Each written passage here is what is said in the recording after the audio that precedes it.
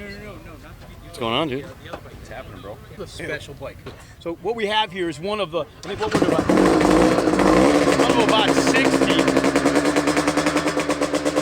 Bimota V2As. This is a V-Twin 500. So this particular bike's got BST carbon fiber wheels. It's got 39 millimeter Delorto carbs. They took away the fuel injection on this particular model because with fuel injection they did not run. This one also had a real upgraded dashboard. You look. That's great. That is great. This is Jim. He's the owner. He's got an amazing collection of motorcycles. He's a great guy. You know. It weighs in. This bike weighs in somewhere around 285 pounds.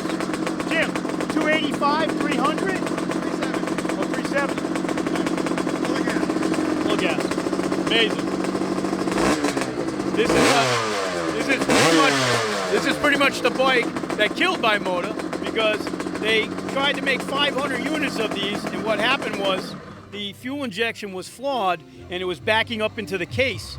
And so the motors that they had, a lot of them came apart, and it basically was the end of Bimota. This is the bike that killed the company. Yeah, this was conceived from spare parts. Yeah. Well, this bike is later. Right. Yeah. This bike is a bike that basically killed the company, though. Brought them down, in the early or late '98, early 2000, right? Yeah.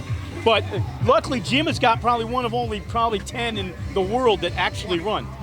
Yeah, I bet you the other 10 don't run either. You know what I mean? You got one. Believe me, the ones I've seen, and nothing has run or even started and idled like that yet. I mean, you've got this one dialed in, which is cool. You know, it's such a special bike. And if you stand back a little bit, Ken, take a look.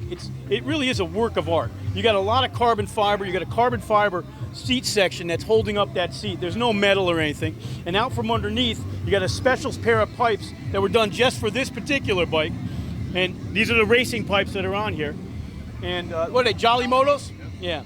So these are Jolly Moto pipes that were put on. This is a real special machine, and you know, there's nobody better than Jim to have this as the curator. He's got an amazing collection of bikes, some of the most iconic stuff ever made. It certainly rivals the Superbike Universe collection, and he's a great guy to hang out with, a great rider too.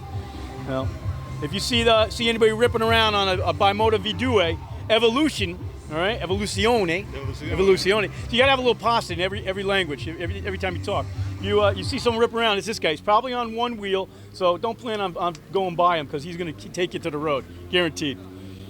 Nice job, real nice, awesome. Yep. Got over here, which is again one of the Superbike Universe's favorite machines ever built. This would be a 1986 or maybe an 87, I'm not sure. Looks like an 87. GSXR 1100. This is the iconic bike. This changed really Superbikes completely. The bike weighed just about nothing. It had a 10,052cc GSXR oil-cooled motor, and this was about the time when bikes just started to get light. Okay, you know, bikes were wicked heavy prior to this, but now, if you notice here, you've got these fins.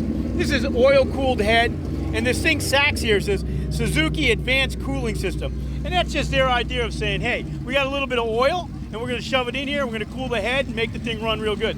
These made like about 135 horsepower and good trim. They were wicked fun to ride and started a lot of production racing. And you know, the owner of this one should be very proud because a lot of these ended up in the woods or flipped over backwards down by the beach. That's right, Pete. That's right. Let's take a look. There's a couple other fantastic specials that I see over here. Somebody built an amazing, I don't know who the owner is, but we'll take a walk on down here real quick. And somebody built a most amazing Honda CB 985F. So this particular bike started as a street bike, and this guy went whole hog. He obviously replaced the swing arm and put a heavy, beefy aluminum swing arm on here with Öhlins rear shocks, a custom-made pipe, and it looks like an Austin tail can. He's got probably a built motor in there. It's 985, so it's a little punched out. It's got 39 millimeter Makuni smooth bores. On the front here, you're going to see some pretty special stuff. You're looking at an Öhlins right side up front fork. These are really rare. They're mostly only sold in Japan. It looks like he's running on either Oscam wheels or OZ racing wheels. OZs, he got some OZs. And he's got It's got a set of strong Brembos clamping it down. That looks like a lot of fun. Pretty much a Freddie Spencer replica in black, man. You know, so if you were you know, an old school guy and you remember superbikes when they started, this is it right here. This is pretty much it. I'd love to meet the owner if anybody knows where he is. He did a great job. It's a fantastic piece. You know, something special there. I love seeing everybody going out of their way to make their bike their unique piece. You know what I mean? As we walk around, we see some pretty cool paint jobs. We got an older BSA over here with Cycle Shack on it, Cycle Shack. You know, he's got his own make on a pipe there. If you look at the stinger down there on the bottom of the exhaust, I'm sure that makes a good old racket. Yeah. We got next to this, we got one of the old Yamaha RDs.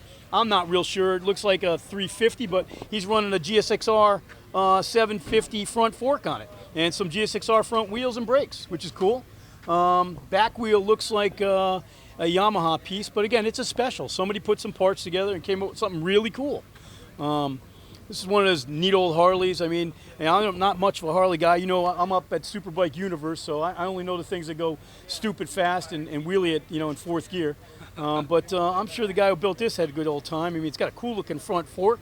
I don't know much, but it looks like a right side up fork with a cover over it. So kind of like mimics an upside down front fork, you know. We got an old school drag bike here. I don't know, what do you think? What do you think of that kind of motor is in there?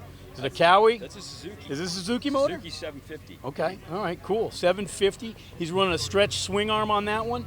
Again, someone else's take on doing a drag bike theme. This is a very rare bike. This is one of the Harley XLR XLCR 1000s. It was Harley's idea trying to go after the other guys there and seeing if we can come up with a street bike that's going to be a sport bike.